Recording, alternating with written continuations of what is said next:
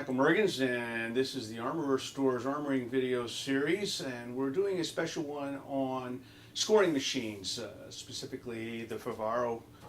We're going to be looking at it today in terms of how to test to make sure that the machine and the setup is working properly when you set up for a tournament or for practice.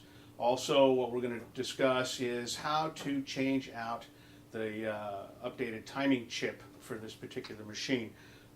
This one has already been done, so as you can tell by the sticker, the FIE 2016 sticker in the corner here, when you change these out, the sticker comes with the chip, so you have to make sure that you put that sticker on there so that people know that the correct timing is on this particular machine. What we're going to need to do this is we're going to have the machine, and we have two reels that are hooked up to the machine by way of epee body cords, but of course you can be using regular floor cords to do that when they're hooked up on strip. What you would want to do when you're on strip and you're trying to check this out, what you want to do is take the clips to the middle and then just clip them together like that so you can work on them and they won't end up running back into the thing and you're trying to do things multiple ways and then you're having all kinds of problems. Okay, so we'll turn the machine on, and if you'll notice that when it turned on, this green light flashed 3 times. That means that the timing on this machine is correct, so it's kind of a backup to verify that it's got the proper timing on it. What you're going to need is 3 jumper cables, which have banana kit plugs on each end. And what you want to do, since this is epee, it's going to be fairly easy. You take one of them and you put it in the B, which is the center, here, and then you just touch the side and you should get a colored light on that side, which in this case is red. So that one works. You flip it over to the other side, you do the same thing. Start with the B and then touch it and you get the light. Now if you plug it in the other end into the C, what you'll get is the grounding light showing that there's a ground connection between the B and the ground, which is important in epee because if that happens then of course you can't score. So we'll do for the other side again, B to the C, which is the ground. Okay, and the grounding light. Now we're going to switch this to Sabre. And because those are grounded out to either side, of course we don't get any white lights. Easy enough to check for the white light. Just unplug one end and then unplug the other and you'll get the white light to come on. Alright, so to check for Sabre to make sure it's working, you want it to go to the B line, again the center, and you want to touch it to the opposite side's A. Okay, and in this case we get a green light that says that that's working. Go ahead and plug in to the B, flip this over to the A, and again you get the colored light. Alright, leaving these plugged in, shorted out between the B and the C, we'll switch to foil, which uses the same circuit if you've watched our videos on foils and how they work. Okay, you got a connection there. This one's going to be a little different. So what you're going to do is you're going to plug in to the B on one end and the A on the other. Okay, and what should happen? Nothing. Okay, why? Because the way foil works, again, if you remember the video from that, is when the tip is depressed, it opens up the BC circuit. So if we are on this side, right, and we open up that circuit, we get the colored light. Okay? Turn it around, do the opposite side, take this, plug it into the A. On this side, plug this into B. Okay, and then open the circuit and we'll get the red light. The other thing that you can do is go ahead and disconnect from the other jumper and break the circuit and you should get a yellow or a white light on either side. Okay? So there you have it. Now we have a completely tested out system from the machine, the cords, and the reels, and we know that that entire system now works. If you have a machine that you suspect has issues and you don't want to set up all the rest of this, what you can do is that same procedure, only what you do is you use the backside plugs for that. Same thing. Plug into B, touch the A for rep A, etc., etc. So that will work that way. Okay. That same process works on any scoring machine. So if you've got Faveros, SGs, VSM, etc. out there that you're working with, the older machines, that whole procedure will work for each of them. What we want to discuss now, we're going to disconnect all this stuff, turn off our machine.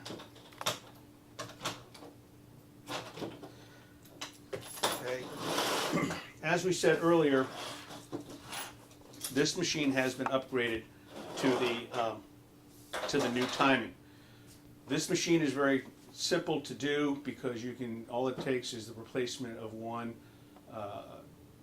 IC chip in the back. Other machines, such as the St. George machines, need to be returned to the authorized repair person here in the United States, who is Ted Lee, who works with Absolute Fencing. They will do the upgrade and then ship the machine back to you. It's a firmware software arrangement that's proprietary, and Ted is the only person that is allowed in the U.S. to do that.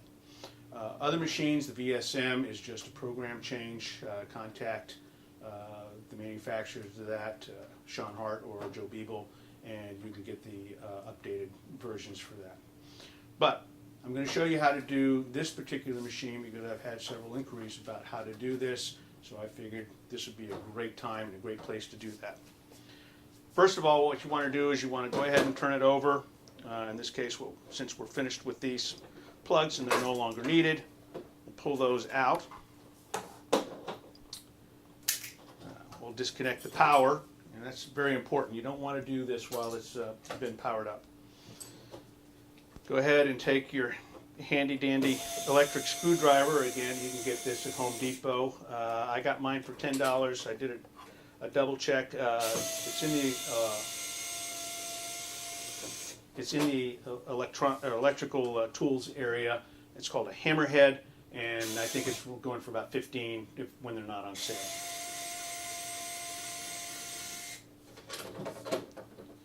So put those off to the side in an area where we can get it. Now we'll flip this up, pull the rest of the screws out, and then we have all the screws that are out of it. And we pull that back off. And so here we have the inside of the machine. In order to work on this chip, I find it easier if you go ahead and just disconnect this particular ribbon cable, right, and set that aside so you got more room to work. This chip is the one that you're going to be replacing. If this machine was upgraded from the 2005 version, it will have that nomenclature on this chip. So an easier way to get this out, there are chip pullers that you can get. I mean, if you work with a lot of electronics and you happen to have that particular tool, that'd be great. If you're like me, someone that does more mechanical stuff, less electrical, then what I find is that if I take a small flat tip screwdriver, that I can work on it. The other thing that you're going to need to do this, because these things are very sensitive to static discharge, especially if you live in a low humidity area such as the deserts areas or something like that, not like me here in Houston, Texas, or in Florida where this is being filmed. You want to have a grounding strap that you can wear, and you put that on just by taking this, slipping it over your wrist, adjusting it so that this metal portion is against your wrist. It doesn't have to be so tight that it cuts off the circulation. Okay? Now, and then this would go connected to a ground on the circuit board. I find it easier to just go ahead and take a piece of wire, and in this, if you'll see this block here that is marked 0 and 12 volt, that is a power supply. If you want to wall mount this, you can modify this box by running these two wires to a power connector, and then the other ones here to your sockets on the back side. So this mounts very nicely to the wall.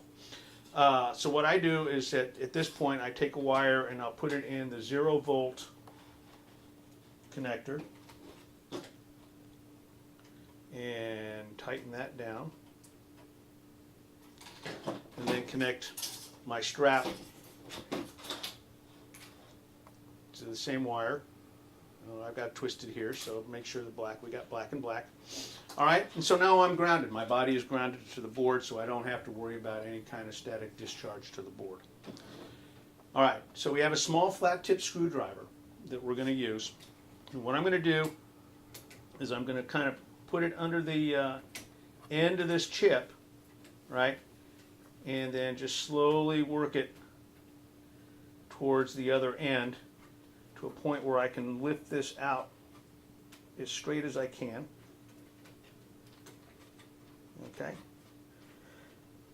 and of course, if this were the old chip, we wouldn't worry about it. We'd just go ahead and pitch it because it's not worth anything anymore. When you get the new chip, what you'll find is that these pins along here are slightly bowed out. So you want to kind of bring them in parallel with the sides of the chip so that you can insert it. The other thing is that you'll notice that on this end, we'll get a close-up of that, there's a dimple or a cutout on that end. That indicates that that's just an alignment notch. And if you'll notice on the socket itself, there's also another alignment notch. Easier to remember that the notch goes to the left. What you want to do then is go ahead and line up all the pins, make sure that they're all aligned and in the right sockets, and then slowly and gently just kind of press the chip down until it's inserted and is flat. Okay? So there you have it. You've got the chip in. We disconnect since we don't need that anymore. All right, we'll pull this off because that's just another thing to get in the way while you're trying to put things together. And then you go ahead and assemble it in reverse. First taking the base plate in, putting in the ribbon clip like that, getting your back. And because I have multiple screws, what I like to do is just go ahead and just kind of get them started. Now, one other thing, I'm going to go ahead and segue to something else here that I've had happen before. If you take these apart and put them back together enough times, what you can possibly do is strip out the holes. Or if you lose the screws, they're easily enough replaced. I mean, these are just long sheet metal screws. I believe that this one is probably about 2 centimeters long. These are probably closer to an inch and a quarter, whatever that translates into millimeters.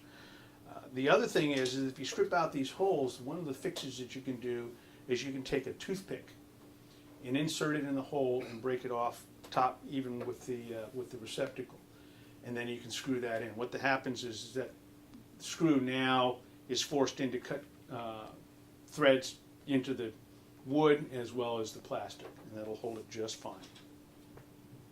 So again, getting all these in place first.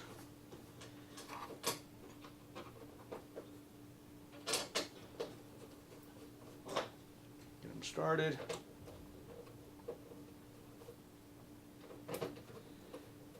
There you go.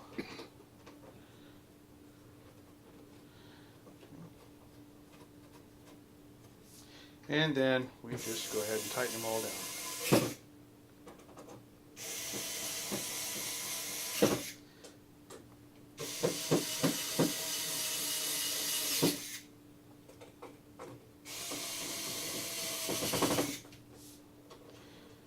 Now, if you've ever worked on a car before and tried to put a manifold head back on an engine block and whatnot, you know, there's a set sequence that you have to tighten things down so everything gets torqued down and it's flat and even pressure. You don't have to worry about that with these. Just put them together however you want. Okay, so there we have it, all put back together. Next thing we're going to do is we're going to take and we're going to put power to it. All right, and as you see, we had the flashing light. I'll go ahead and turn it back on. We should get it again. Those flashing 3 lights come on. All right, we let this set to well. So there you are. That's how you replace the chip, the main chip on the Favero box. This is an FA01. FA05 is the same.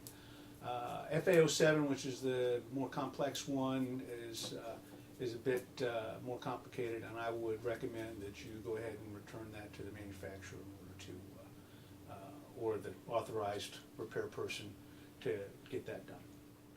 So there you are. You have the scoring machines and how to test them and replacement of the chip. I ask that you go ahead and visit our website, www.armorerstore.com. Thanks again. Appreciate it.